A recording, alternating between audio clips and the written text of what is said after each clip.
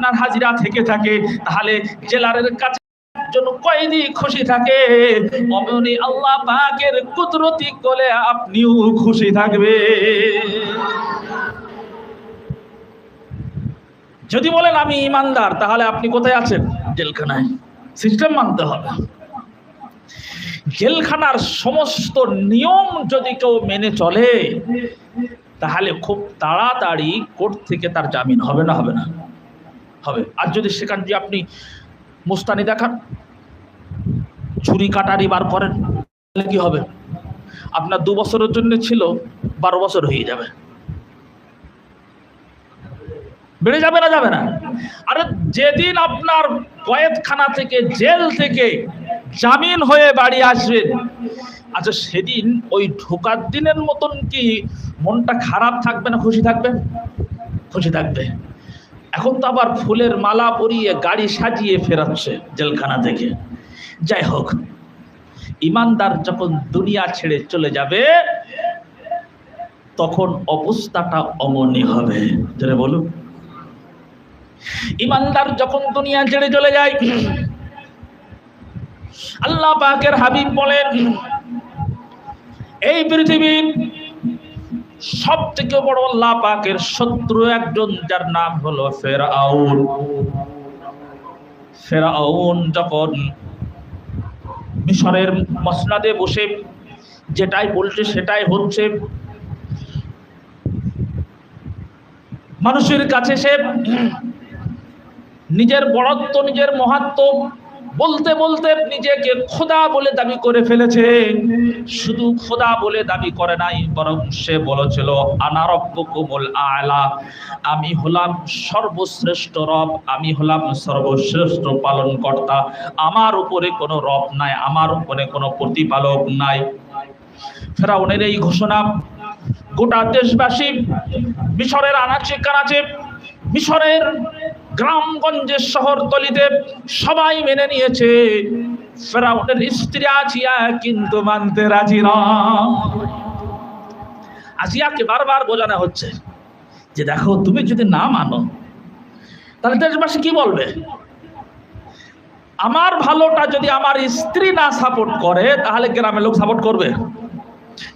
ভাববে যে গোলমাল, জালিমাল, পৃথিবীর কেউ জানুক আর না জানুক, আমার চরিত্রটা কেমন আমার স্ত্রী জানে। নাকি আমি সবার চোখে ফাঁকি দিয়ে অন্যায় কাজটা করতে পারবো, তার চোখে ফাঁকি দিয়ে করা সম্ভব? সম্ভব নয়। সেই জন্য স্ত্রী যদি মেনে নেয়, তাহলে জানতে হবে লোকটা ভালো। বিশ্বনবী সাল্লাল্লাহু আলাইহি ওয়াসাল্লাম যখন বললেন, খাদিজা, ও খাদিজা, আল্লাহ পাক আমাকে নবুয়াতের দায়িত্ব দিয়ে আমার কাছে কলেমা দিয়েছে, কোরআন পাঠিয়েছে, জিবরাইল ফেরেশতা এসে আমার কাছে ইসলামের দায়িত্ব দিয়ে চলে গেছে।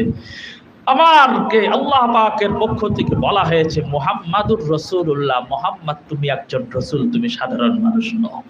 এই বিষয়ে তোমার কি মত? হযরত খাদিজাতুল কুবরা রাদিয়াল্লাহু তাআলা আনহা বলেছিলেন, আমার প্রাণপ্রিয় স্বামী, আমি দুইটা স্বামীর কোল থেকে মাথা তুলে আমি বিধবা হয়েছিলাম।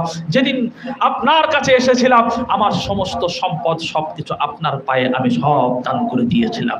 আয়া আমার প্রাণপ্রিয় স্বামী, আপনার চরিত্র দেখে যেদিন আপনি আমার দরবারে আসছিলেন, আবু তালেবের সঙ্গে আপনার মাথার উপরে সূর্যের রৌদ্রটা যাতে না লাগে, মেঘ, এক টুকরো মেঘ আপনার মাথার উপরে ছায়া করছিল, আর আবু তালেবের উপরে কিন্তু সে ছায়াটা হচ্ছিল না।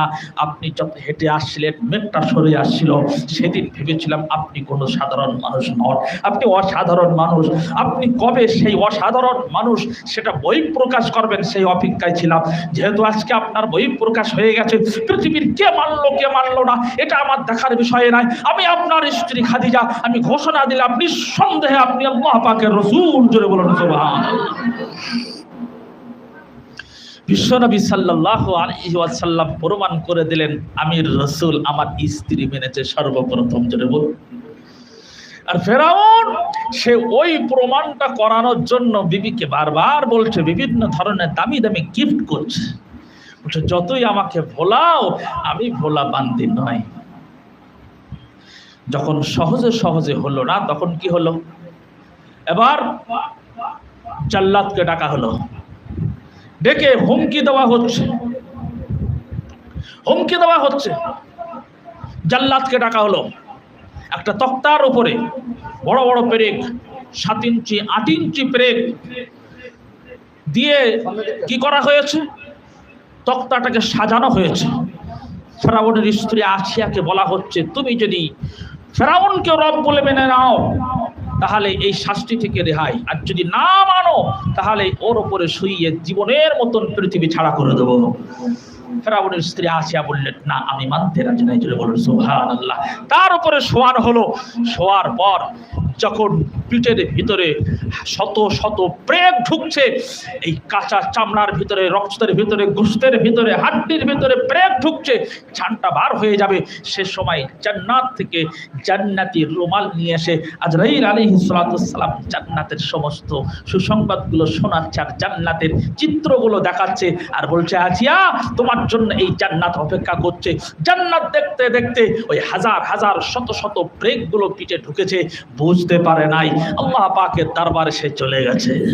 সম্মানীয় ভাই ও বাবাজি, যদি আপনি বলেন আমি ইমানদার, তাহলে দুনিয়া জেলখানা, জেলখানার শেষ পরিণতি যেদিন আপনাকে জেলখানা থেকে ছাড়া হয় সেদিন অবশ্যই খুশি হয়। ইমানদার যখন দুনিয়া ছাড়া হয়ে যাবে, তো হাসতে হাসতে কলেমা পড়তে পড়তে জান্নাতের চিত্র দেখতে দেখতে আজরাইলের সঙ্গে আল্লাহ পাকের দরবার হাজির হয়ে যাবে। আল্লাহ পাক আমাকেও আপনাকে দ্বীন ও ইসলাম, কোরআন ও সুন্নাহ মেনে চলার মতন সুযোগ দান করুন। সকলে বলুন আল্লাহুম্মা আমিন। ওয়া আখিরু দাওয়ানা আনিল হামদুলিল্লাহি রাব্বিল আলামিন। আসসালামু আলাইকুম ওয়া রাহমাতুল্লাহি ওয়া বারাকাতুহু। যে সমস্ত মেহমানরা কোনো নিচেতে আছেন, প্রত্যেকে উপরে চলে আসুন। ভাই সামনের দিকে আসুন।